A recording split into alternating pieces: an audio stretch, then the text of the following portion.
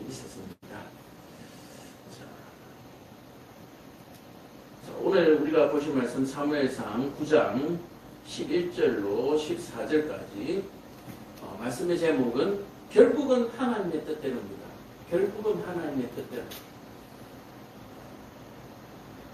그러면 우리는 생각할 필요도 없는가? 그럼 우리는 가만히 있으면 되는가?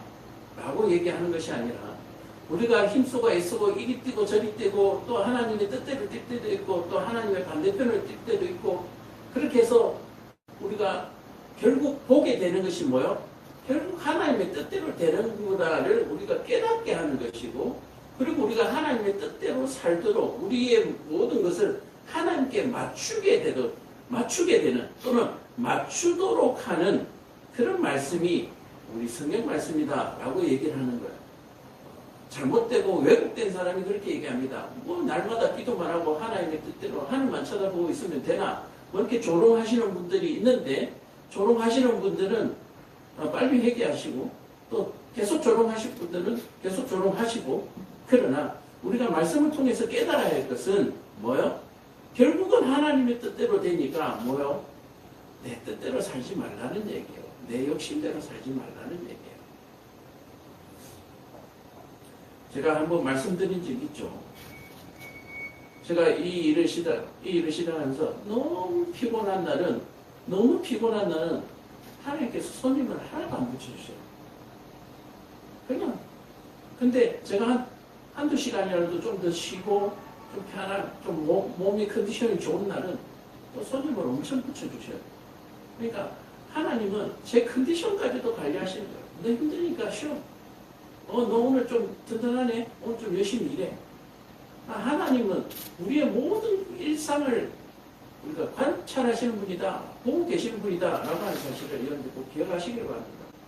내가 피곤하면 쉬게 하시고 또 에너지가 충만하면 열심히 일하게 하시고 또 내가 잘못하면 깨닫게 하시고 막대기와 몽둥이로 또 때리기도 하시고 우리는 그런 모든 것들을 통해서 뭡니까? 나음을 받고 또 깨달음을 얻는다라고 얘기를 하는 거예요. 결국 우리를 살리기 위함임을 여러분들이 믿으시기를 바랍니다. 내게 주는 모든 것과 내게 일하는 모든 일은 하나님께서 나를 살리게 하시기 위해서 나를 살리시기 위해서 우리에게 이 모든 일들을 당하게 하시는데 이 모든 일을 당할 때에 우리가 깨달음이 없으면 우리는 그 당함에 맞아서 죽는 거죠. 그러나 깨닫는 사람은 그 당함으로 말미암아 나음을 받습니다. 예수님께서 채찍을 맞으심으로 말미암아 우리가 나음을 받고 치유를 받은 것처럼 새로 사는 은혜를 입은 것처럼 우리가 깨달음이 없으면 믿음이 없으면 맞아 죽는 거예요.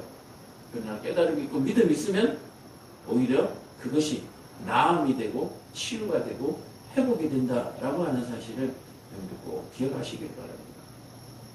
제가 한번 간증한 적도 있잖아요. 전도사를 막 시작했을 때 저는 경찰차를 타고 경찰서에 잡혀간 적도 있습니다. 너무너무 무서웠어요. 그러나 그 모든 것들이 저의 깨끗함을 만들어내기 위해서 또는 그 깨끗함을 밝히기 위해서 모든 것들을 뜯어내기 위해서 그런 과정을 겪게 하시는 거예요. 자, 오늘 그렇다면 말씀을 통해서 결국 하나님의 뜻이 어떻게 이루어졌는가 한 예를 우리가 보도록 하겠습니다. 11절에 보면 그들이 성읍을 향하여 비탈길로 올라가다가 물길로 올라가는 나오는 소년을 만나 그들에게 볼 때 선견자가 여기 있느냐 하니 라고 얘기해요. 제가 왜 사무엘을 했죠? 열왕기 3 말씀이 이상하더라고요. 열왕기 3 9장입니다.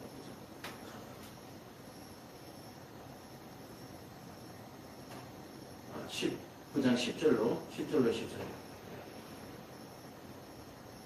자, 그래서 10절에 보면 9장 10절 첫 번째부터 솔로몬이 두 집 곧 여호와의 성전과 왕궁을 20년 만에 건축하기를 마치고 라고 얘기를 하고 있습니다. 솔로몬이 두 집 곧 여호와의 성전을 왕궁을 20년 만에. 그러니까 솔로몬의 성과 예루살렘 하나님의 성전을 20년 만에 두 개를 완공했다라고 얘기를 하거든요. 그러니까 우리 예술사단교회는 아직까지 아직 벽돌 몇 장 올라가지도 않은 상황이라고 보시면 돼요. 그래서 이 완공을 20년 만에 건축을 마치고 난 다음에 우리가 이 건축을 하는 동안에 솔로몬의 그 지혜와 또 솔로몬이 건축을 하도록 준비한 모든 소개들과 또 다윗의 업적들과 또 그 과정에서 죽어간 많은 형제들, 유대 이스라엘 민족들을 우리가 보면서 희생 위에 세워진 이런 모든 하나님의 업적들은 하나님의 영광을 위하여 그리고 우리의 죄의 소멸을 위하여 달려가고 있다라고 얘기를 하는 거예요. 자, 이렇게 20년 만에 건축하고 난 다음에 갈릴리 땅의 성읍, 갈릴리 땅 어디입니까? 갈릴리 호숫가 주변이죠. 예수님께서 주로 활동하셨던 갈릴리 땅 성읍 20곳, 이 20곳을 히람에게 주었다. 이 20곳을 왜 20개를 했을까? 모르겠는데 20년 만이라서 20개인가요? 어쨌든 연관성이 있는지는 모르겠지만 히람에게 주었다. 그래서 히람에게 20곳을 갈릴리 땅을 준 이유가 뭘까요?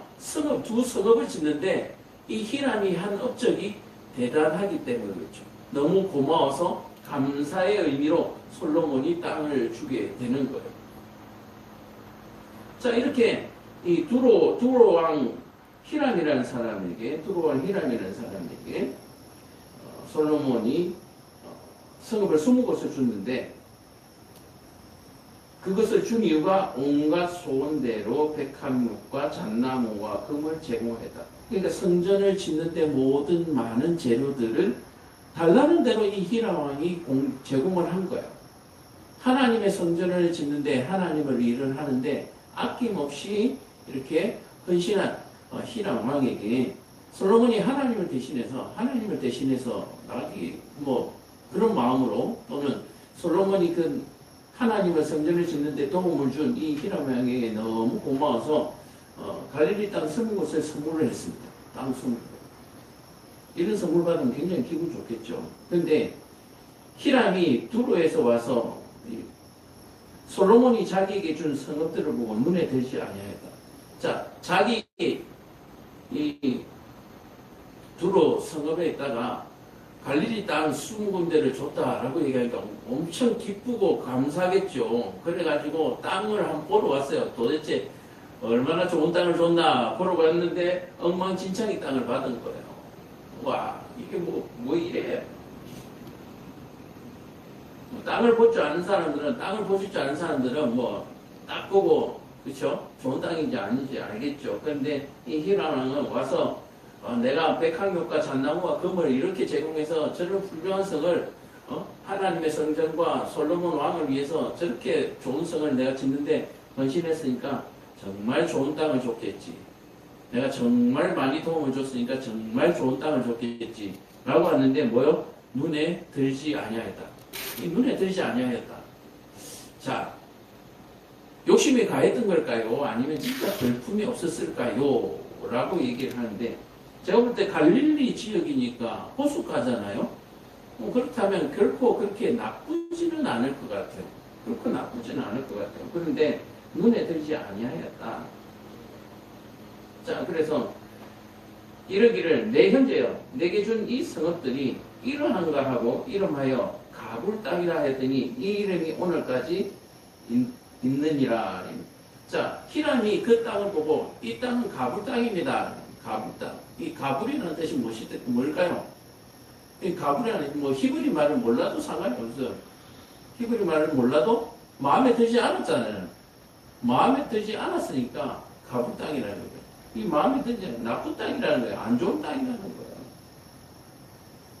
솔로몬 왕이시여 형제여 어찌 나에게 감사를 표하면서 고맙다고 하면서 이런 땅을 내게 주십니까? 이따위 땅을 내게 주십니까?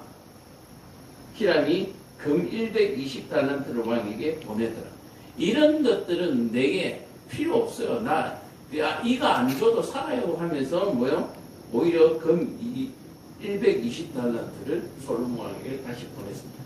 성전 짓는데도 금을 그렇게 많이 보냈는데 땅을 바꾸는 땅이 마음에 안 든다고 내가 이런 땅을 받을 사람이 아니요. 나 먹고 사는 처지가 이렇습니다 하고 금 120달란트를 솔로몬 왕에게 보냈습니다. 오늘 이것이 본문이에요. 자, 그런데 이걸 보고는 오늘 본문하고는 도대체 연결이 안 되잖아요. 자, 그래서 이 열왕기하고 열왕기상하고 역대상하는 서로 같은 내용 스토리를 가지고 있거든요. 그래서 자, 역대하 8장 2절에는 이 사건을 어떻게 기록하고 있나, 다른 시점에서 어떻게 기록하고 있나 라고 봤더니 후람이 솔로몬에게 거들러 준 성읍들을 솔로몬이 건축하여 이스라엘 자손에게 거기에 거주하게 하니라. 자, 후람이라고 하는 것은 기록에 오류하기도 하고 발음에 비슷함이라고도 하고, 이 히람, 두로왕 히람과 후람은 같은 인물이에요. 역대하에 나오는 이 후람은 같은 인물이라고 성경이 역사서는 얘기하고 있습니다. 그래서 이 후람이 솔로몬에게 돌려준 땅을 솔로몬이 건축하였다. 그래서 히람에게 주었던 그 땅을 솔로몬이 돌려받았잖아요. 나 이런 땅 필요 없어요 하고 금을 120달란트를 보냈죠.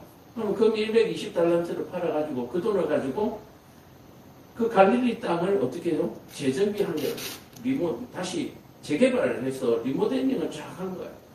그렇게 해서 이스라엘 백성들을 살도록 했다, 거주하도록 했다라고 얘기를 하는 거예요.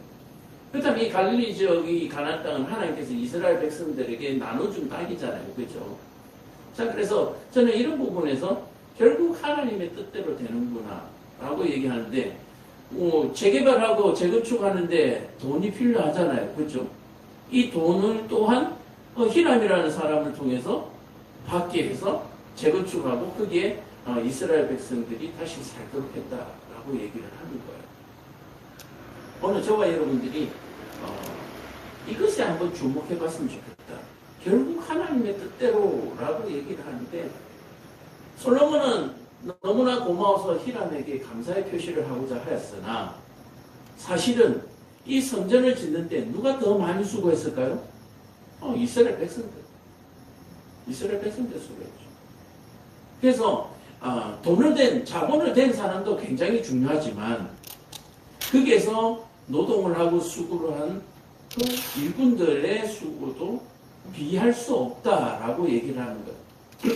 그래서 이 자본주의 사회에서는 노조라는 것이 만들어가지고 이 자본주의와 노동자가 서로 대립하고 있는 부분이 있는데, 이 부분들이 서로 섭섭한 부분이 있기 때문에 그렇겠죠. 오늘 히람 왕과 같이 내가 돈을 이만큼 갖다가 해서 이렇게 좋은 걸 지었는데 내 돈이 없었으면 과연 가능할까? 라고 얘기를 하는 거예요. 근데 하나님의 편에 보시기에는 뭐예요? 이스라엘 백성들의 그 땀과 피가 위로할 만하다라고 얘기를 하는 거예요. 왜 그렇습니까? 이 히람이라는 왕을 보세요. 땅을 주니까 아이고 나 이런 땅 필요 없습니다라고 금 120달란트를 보낼 정도로 여유 있는 사람이야. 그죠? 이런 사람에게는 왕이 그냥 종이에 써서 표창장 하나만 줘도 대대 갑으로 남길 수 있는 그런 기쁨이 있잖아요. 그죠? 그럼 땅이 뭔 소용이 있어요? 이 히람이 얘기했잖아요. 땅 필요 없어요. 나 돈 이렇게 많아요. 라고 얘기했단 말이에요. 그죠?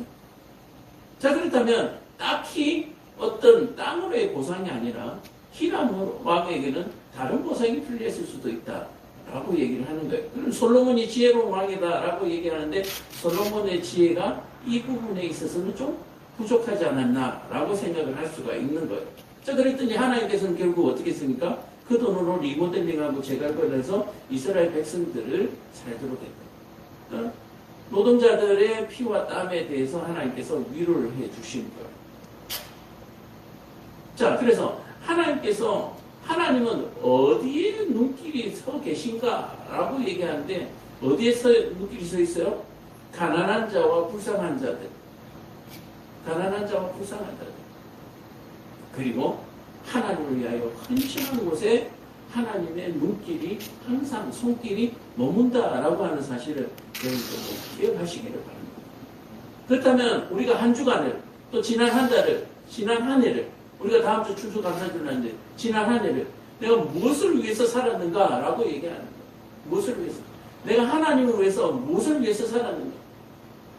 온종일 나를 위해서 쫓아다니고 온종일 나를 위해서 땀 흘리고 온종일 내 땀에 대해서 보상을 제대로 해주지 않냐는 하나님을 원망하면서 살아온 시간들이 지난 한 해가 아니었나 우리가 한번 되돌아 생각해보자 라고 얘기를 하는 거예요. 우리가 무엇을 위로받고 싶어 하는 것인가? 무엇을 위로받고 싶어 하십니까?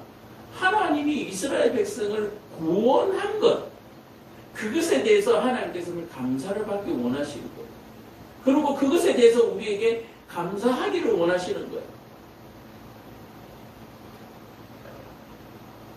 솔로몬이 세운 두 성전을 하나님께서 기뻐하시는 것이 아니라 다시 찾은 내 백성을 기뻐하신다라고 하는 사실을 여러분들 꼭 기억하시고, 그렇다면 이 백성들은 다시 만난 왕을, 다시 만난 주인을 우리가 기뻐하는 그런 삶이 우리에게 참 기쁨이 된다라고 얘기를 하는 거예요.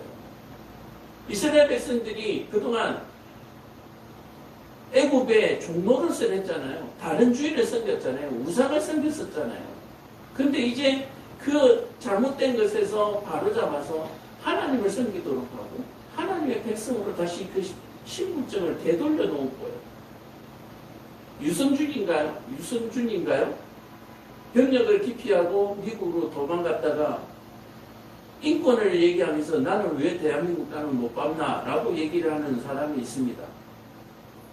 이런 사람들은 하나님 보시기에 정말 웃긴 거예요. 내 백성이 남은 나라 왕을 섬기면서 자기 왕에게 선처를 구하는 이런 모습들을 볼 때에 뭔가 얼패가 있다라고 얘기를 하는 거죠. 오늘 하나님께서 이스라엘 백성들에게 요구하는 것이 이겁니다. 네 주인이 누구인지를 분명하게 하라는 얘기예요. 네 주인이 누구인가? 네 주인은 너 자신도 아니고 우상도 완전 손으로 깎은 나무와 돌로 깎은 우상도 아니고 너의 주인은 여호와 하나님이다 라고 하는 사실을 여러분 꼭 기억하시기 바랍니다. 그래서 우리의 모든 기쁨이 하나님의 기쁨이며 하나님의 기쁨은 곧 나의 기쁨이다 라고 얘기해요. 왜 그렇습니까? 하나님께서 천지 우주 만물을 창조하실 때 어떻게 했습니까? 심히 좋았더라. 심히 좋았더라. 그래서 하나님의 이 심히 좋았더라는 이 기쁨을 사람을 통하여서 하나님이 함께 공유하기를 원했다라고 얘기하는 거예요. 그래서 하나님이 심히 좋은 이유는 뭐예요? 사람들이 심히 행복하기 때문에 좋은 거예요, 결국은. 근데 하나님이 왜 고통스러워하게 됐습니까? 사람들이 범죄함으로 말미암아 고통스럽게 됐잖아요. 그러므로 하나님은 사람이 행복하면 행복하실 분이에요. 사람이 고통스러우면 고통스러워 하시는 분이에요. 그래서 곧 나의 행복은 하나님의 행복, 하나님의 행복은 나의 행복. 그래서 하나님과 우리 사람은 따로 떼어놓을 수 없다라고 하는 사실을 여러분들 꼭 기억하시길 바랍니다. 제가 이렇게 내 행복이 하나님의 행복이다 이렇게 얘기를 하니까 오해하시는 분들이 있는데요. 내가 즐거워하면 무조건 하나님은 뭐 해야 된다? 기뻐해야 되는 걸로 착각하시는 분들이 있어요. 하나님은 공의로운 일에 기뻐할 때에 하나님도 동참하신다라고 하는 거예요. 하나님은 공의롭고 정의로운 일에, 의로운 일에 함께 기뻐하시지 불의하고 악한 일에 동조하시는 분은 아니에요. 내가 악을 행하는 일을 기뻐한다고 해서 하나님 나 지금 굉장히 기뻐요. 기쁘니까 하나님도 기뻐하세요. 이게 아니라는 얘기예요. 하나님은 정의와 공의와 의로운 일에 그 기쁨에 우리가 함께하고 우리 또한 정의와 공의의 의로운 일에 기뻐하는 그러한 삶으로 돌아가야 된다라고 얘기를 하는 겁니다. 하나님의 말씀에 순종하는 일이 공의요 정의요 의로운 일이다 라고 하는 사실을 여러분들 꼭 기억하시기를 축복합니다. 세상의 쾌락과 세상이 만들어낸 쾌락은 가짜입니다. 세상이 만들어낸 쾌락은 우리를 병들게 하고 우리를 죽게 합니다. 오늘 그 사실을 여러분들 반드시 기억하시고 결국 하나님의 뜻대로 된다. 그래서 하나님의 반하는 사람들, 하나님의 뜻에 반하는 사람들은 결국 하나님의 뜻 안에서 망하게 된다라고 하는 사실을 여러분들 꼭 기억하시기를 바랍니다. 우리가 지센병원 예배를 드릴 때에 말라기를 했는데 이번 주에 말라기가 끝났거든요.